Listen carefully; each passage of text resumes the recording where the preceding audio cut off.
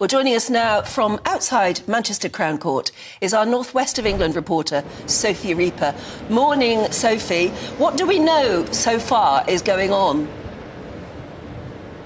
Well, good morning to you both. Well, it's been 29 days now since Lucy Letby was found guilty of 7 murders and 7 counts of attempted murder, and we now know that she has indeed made a formal bid to appeal against those convictions. Last month she earned the title of the worst serial killer of children in modern British history, with Justice Goss, the judge presiding over the case, telling her, "You acted in a way that is completely contrary to the normal human instinct of nurturing and caring for babies."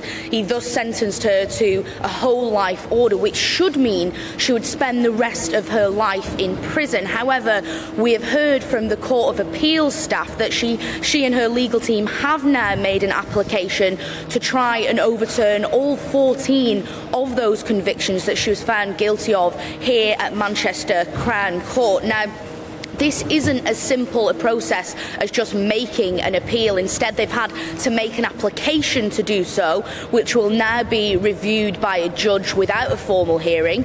If that is then refused, then Lucy Letby is within her rights to ask for that to then go to a formal hearing and have it reviewed by typically 2 to 3 judges. So it's often a lengthy and complex process, so it could be quite a while before we know A, if the application to appeal is successful, and B, if it is successful, what that then means for Lucy Letby going forward. And it's just a continuation of the awful agony that the parents and the survivors have gone through, and it's just dragging it out all over again, isn't it?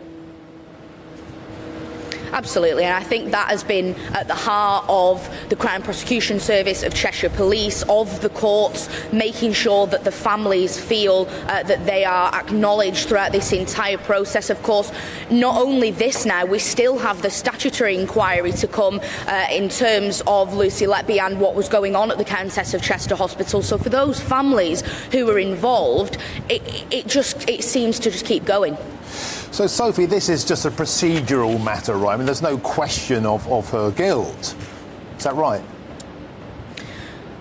Not as of yet, until we hear from the judge.